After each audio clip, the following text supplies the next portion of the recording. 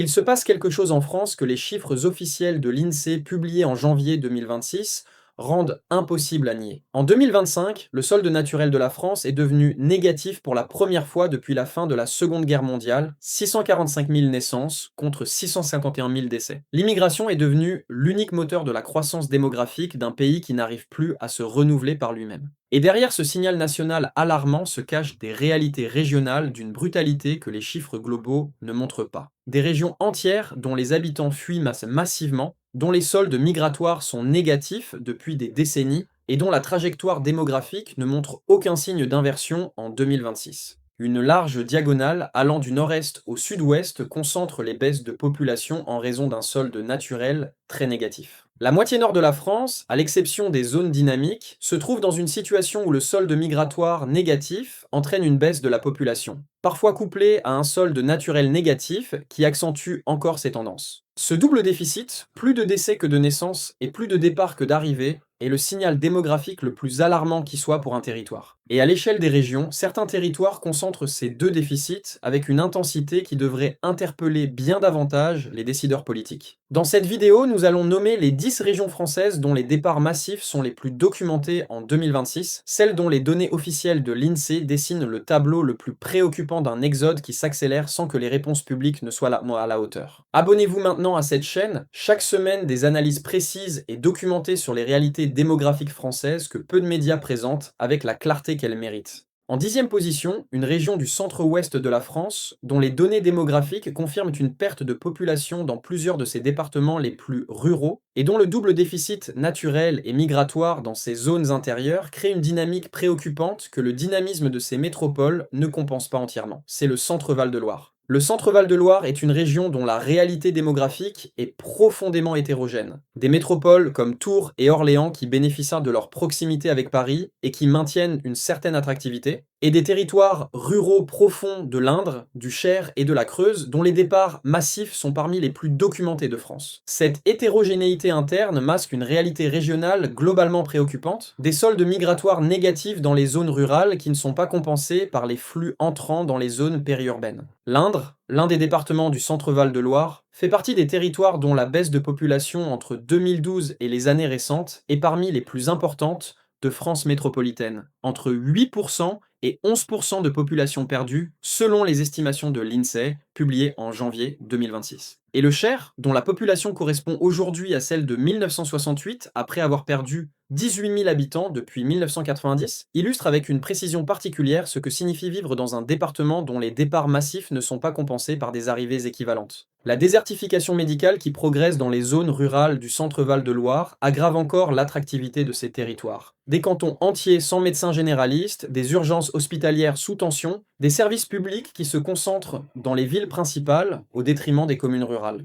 Pour des familles qui ont le choix, ces défaillances cumulées sont autant de raisons supplémentaires de ne pas s'installer dans une région dont les atouts naturels et patrimoniaux sont réels, mais insuffisants pour compenser ces manques structurels. En 9e position, une région du Nord-Est dont les synthèses économiques de l'INSEE qualifient le marché du travail de dégradé en 2025, et dont certains départements cumulent depuis des décennies des soldes migratoires négatifs qui s'aggravent à chaque période d'observation. C'est la Bourgogne-Franche-Comté. La Bourgogne-Franche-Comté est une région dont les départs massifs se concentrent dans ses départements les plus fragiles, la Nièvre, la Haute-Marne, et dans une moindre mesure la Haute-Saône, dont les trajectoires démographiques négatives sont documentées depuis plusieurs décennies. La Nièvre fait partie des espaces ruraux du centre de la France dont la décroissance démographique est due à des soldes naturels négatifs, même si des soldes migratoires parfois légèrement positifs ne suffisent plus à compenser le déficit naturel. Et la Haute-Marne affiche entre 8% et 11% de baisse de la population depuis 2012, l'une des trajectoires les plus défavorables de France métropolitaine. Le marché du travail en Bourgogne-Franche-Comté s'est dégradé en 2025 selon l'INSEE, une tendance qui dit quelque chose de concret sur la capacité de la région à retenir ses actifs qualifiés. Des industries qui ont progressivement réduit leurs effectifs, des bassins d'emploi dont l'attractivité a décliné pour les jeunes diplômés, et une dynamique économique insuffisamment robuste pour contrebalancer des décennies de désindustrialisation dans certaines zones. Les jeunes qui grandissent dans ces territoires font le calcul rapidement. Les perspectives professionnelles sont insuffisantes localement et les grandes métropoles françaises ou étrangères offrent ce que leur région ne peut pas leur proposer.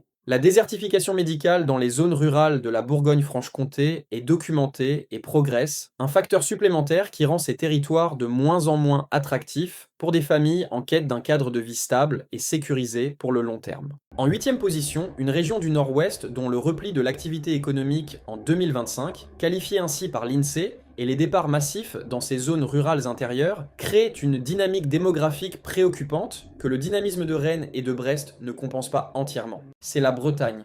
La Bretagne présente une réalité démographique paradoxale, une région dont les métropoles de Rennes et de Brest bénéficient d'une attractivité réelle et dont certaines zones côtières continuent d'attirer des retraités et des résidences secondaires. Mais derrière cette façade dynamique, des zones rurales intérieures dont les départs de jeunes actifs s'accélèrent et dont les arrivées de retraités ne compensent plus le déficit en termes de dynamisme économique local. L'activité économique bretonne s'est repliée en 2025 selon l'INSEE. Un signal préoccupant qui dit que les fondamentaux économiques de la région se fragilise dans un contexte de concurrence territoriale intense. Les Côtes d'Armor, département breton dont les zones rurales intérieures souffrent de départs massifs de jeunes actifs, illustrent cette réalité. Des cantons dont les jeunes partent vers Rennes, Brest, Saint-Brieuc ou plus loin, et dont les arrivées de retraités et de télétravailleurs ne compensent pas toujours les départs en valeur absolue, ni en termes de dynamisme économique local. Une désertification progressive que les politiques de revitalisation des territoires bretons n'ont pas encore réussi à enrayer dans les zones les plus fragilisées.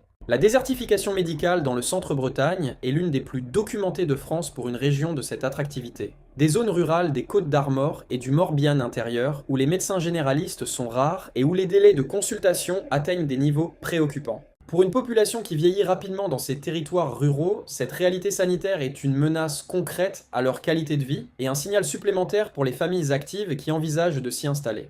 En septième position, une région du Nord-Est dont l'économie est qualifiée d'en berne par l'INSEE en 2025, et dont certains départements figurent parmi les plus touchés de France par les départs massifs depuis plusieurs décennies. C'est le Grand Est. Le Grand Est est une région composite dont les disparités internes sont considérables, Strasbourg qui progresse, Metz qui se développe, des zones frontalières qui profitent de la proximité allemande et luxembourgeoise. Mais derrière ces succès locaux, des territoires entiers, les bassins miniers lorrains, les zones rurales de Champagne-Ardenne, les vallées industrielles des Vosges, dont les départs massifs sont documentés depuis plusieurs décennies. L'économie est en berne dans le Grand Est, malgré un tourisme dynamique selon l'INSEE. Une formulation qui dit tout de l'insuffisance de l'activité économique pour retenir les actifs qualifiés qui cherchent des perspectives à la hauteur de leurs ambitions. Les Ardennes font partie des départements dont la baisse de population entre 2012 et les années récentes est parmi les plus importantes de France, entre 8% et 11% de population perdue. La Meuse et la Haute-Marne sont dans le même cas.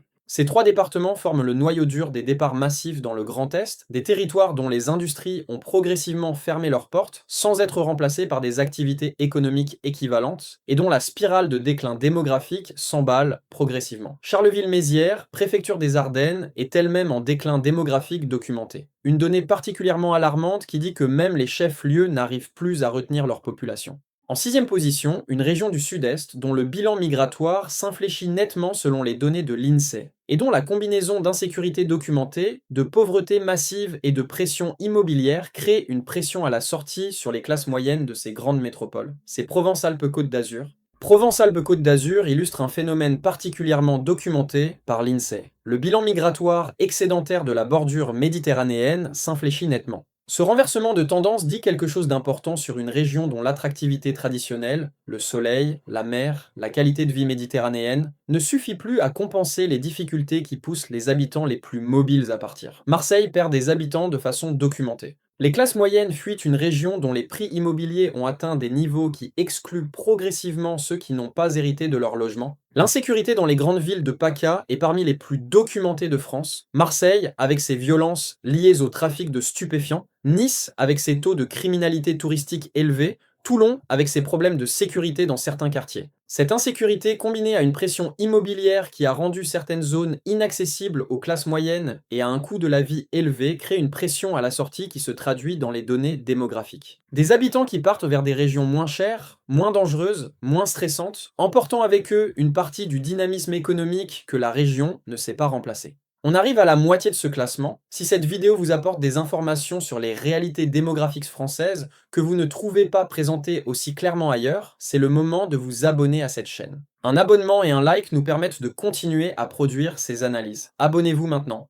En cinquième position, une région antillaise dont la conjoncture économique s'est dégradée en 2025 selon l'INSEE, et dont les départs massifs de jeunes vers la métropole créent une spirale de vieillissement accéléré qui menace la viabilité économique à long terme du territoire. C'est la Martinique. La Martinique est une région dont les départs massifs de jeunes vers la métropole constituent l'un des phénomènes démographiques les plus documentés et les plus préoccupants des Outre-mer français. La situation de la Martinique est similaire à celle de la Guadeloupe. Le solde apparent des entrées-sorties est déficitaire et s'est détérioré sur les périodes récentes, selon l'INSEE. Cette détérioration traduit une réalité concrète: plus de Martiniquais quittent leur île pour la métropole que de personnes ne viennent s'y installer durablement. La conjoncture économique s'est dégradée en Martinique en 2025 selon les synthèses de l'INSEE, une dégradation qui s'inscrit dans un contexte socio-économique déjà difficile. Un taux de chômage structurellement élevé, un coût de la vie supérieur à celui de la métropole malgré des revenus inférieurs, et une économie dont la dépendance aux transferts publics crée une fragilité structurelle. Ces conditions poussent les jeunes Martiniquais, dont les ambitions professionnelles et les qualifications dépassent ce que le marché local peut offrir, à faire le choix de la mobilité vers la métropole. Un choix rationnel et individuel qui produit collectivement un vieillissement accéléré de l'île et une perte de dynamisme économique qui alimente encore les départs des suivants. En quatrième position, une région antillaise dont le solde migratoire déficitaire est documenté depuis plusieurs décennies et dont les départs de sa population active créent une dépendance économique aux transferts publics qui n'est pas soutenable à long terme. C'est la Guadeloupe. La Guadeloupe partage avec la Martinique le profil des régions insulaires dont les départs massifs de population active créent une dynamique de dépendance économique préoccupante. Pour Paris, la frontière est la Martinique, la Guadeloupe et la Réunion. Le solde apparent des entrées-sorties, déficitaire, s'est également détérioré selon les données de l'INSEE. Cette détérioration documentée dit que la tendance au départ massif en Guadeloupe s'est aggravée sur les périodes récentes, au moment précis où les difficultés économiques de l'île nécessiteraient au contraire un afflux de population active et dynamique. Le taux de chômage en Guadeloupe dépasse structurellement 18% selon les données disponibles, un niveau qui dit l'insuffisance du tissu économique local pour absorber une population active dont les qualifications et les ambitions dépassent ce que l'île peut offrir. Combiné à un coût de la vie plus élevé qu'en métropole pour des revenus inférieurs, ce chômage structurel pousse vers la sortie des personnes qui auraient pu contribuer à la dynamisation de l'économie locale si les conditions avaient été différentes. La dégradation de la conjoncture économique en Guadeloupe en 2025 selon l'INSEE aggrave encore cette tendance, créant un cercle vicieux dont il est extrêmement difficile de sortir sans des investissements publics massifs et durables. En troisième position, une région dont le solde naturel est l'un des plus défavorables de France. Portée par le vieillissement accéléré d'une population dont les jeunes sont partis depuis des décennies et dont les naissances sont insuffisantes pour compenser les décès d'une population âgée. C'est le Massif central et plus précisément l'Auvergne-Rhône-Alpes dans ces zones rurales. Auvergne-Rhône-Alpes présente une réalité démographique profondément clivée, une métropole lyonnaise et grenobloise dynamique dont la croissance démographique contraste radicalement avec des zones rurales dont les départs massifs sont documentés depuis des décennies. Dans les zones rurales d'Auvergne, la Creuse, le Cantal, la Haute-Loire, le solde naturel atteint des niveaux négatifs records qui disent que le renouvellement naturel de la population est devenu impossible sans un afflux migratoire significatif qui ne se produit pas à la hauteur des besoins. La Creuse, rattachée à la Nouvelle-Aquitaine mais dont la dynamique démographique est représentative des territoires ruraux d'Auvergne, a enregistré seulement 713 naissances en 2024, 2 fois moins que dans les années 1970. Le solde naturel de la Creuse atteint presque 1% par an, un record en France. Ces chiffres illustrent ce qui se produit quand 2 générations de départs massifs de jeunes ont produit une pyramide des âges tellement déformée que les naissances ne peuvent plus compenser les décès. Une dynamique irréversible sans des investissements et des politiques publiques d'une ampleur que les gouvernements successifs n'ont pas encore fournie. Les synthèses de l'INSEE qualifient 2025 d'année morose en Auvergne-Rhône-Alpes, une description qui dit tout de l'insuffisance de la dynamique économique régionale pour compenser les tendances démographiques négatives dans ces zones les plus fragilisées. En deuxième position, la région française dont les indicateurs démographiques sont les plus défavorables de toute la France métropolitaine, avec un taux de chômage le plus élevé de métropole, une pauvreté massive et une démographie plombée par les départs selon les données officielles, c'est les Hauts-de-France. Les Hauts-de-France présentent le profil démographique le plus préoccupant de toute la France métropolitaine. Et les données officielles de l'INSEE confirment que la démographie des Hauts-de-France est plombée par les départs. La moitié nord de la France se trouve dans une situation où le solde migratoire négatif entraîne une baisse de la population, parfois couplée à un solde naturel négatif qui accentue encore ces tendances. Et les Hauts-de-France illustrent cette réalité avec une force particulière. Le marché du travail est en berne dans les Hauts-de-France en 2025, selon les synthèses de l'INSEE. La région affiche le taux de chômage le plus élevé de France métropolitaine. Et ce chômage structurel est précisément le moteur principal des départs massifs. Des actifs qualifiés qui n'arrivent pas à trouver les emplois correspondant à leurs compétences dans une région dont le tissu économique est insuffisamment diversifié et dynamique pour absorber l'ensemble de sa population active. L'espérance de vie des hommes dans les Hauts-de-France est la plus basse de France, 68,4 ans, soit presque 4 ans de moins que la moyenne nationale dans les zones les plus favorisées. Ce déficit d'espérance de vie n'est pas un hasard. Il est la conséquence documentée de décennies de conditions de travail difficiles, d'une pauvreté structurelle qui a pesé sur l'accès aux soins et d'un environnement de vie dont la qualité globale est inférieure à la moyenne nationale. Les habitants qui peuvent partir, les plus qualifiés, les plus mobiles, les plus jeunes, font de plus en plus ce choix, laissant derrière eux ceux qui ne peuvent pas partir et qui perdent le prix d'un système dont les solutions n'arrivent pas assez vite. Et en première position, la région française dont les départs massifs en volume absolu sont les plus spectaculaires et les plus documentés de tout le territoire national, une région qui perd des résidents permanents à un rythme sans équivalent en France, c'est l'Île-de-France. L'Île-de-France est en première position de ce classement des régions à départ massif, et cette position est justifiée par des données qui dépassent en volume absolu tout ce que les autres régions de cette liste peuvent documenter. Paris perd en moyenne 12 200 résidents permanents chaque année selon les données de l'INSEE, une hémorragie démographique qui représente sur 10 ans plus de 120 000 habitants perdus dans la seule ville de Paris. Et à l'échelle de la région Île-de-France tout entière, les flux de départ vers les autres régions françaises et vers l'étranger sont considérables, des millions de franciliens qui ont fait le calcul et décidé que leur qualité de vie, leur pouvoir d'achat et leurs perspectives d'avenir seraient meilleures ailleurs. Pour Paris, le solde apparent des entrées-sorties, déficitaire, s'est détérioré selon les données les plus récentes de l'INSEE.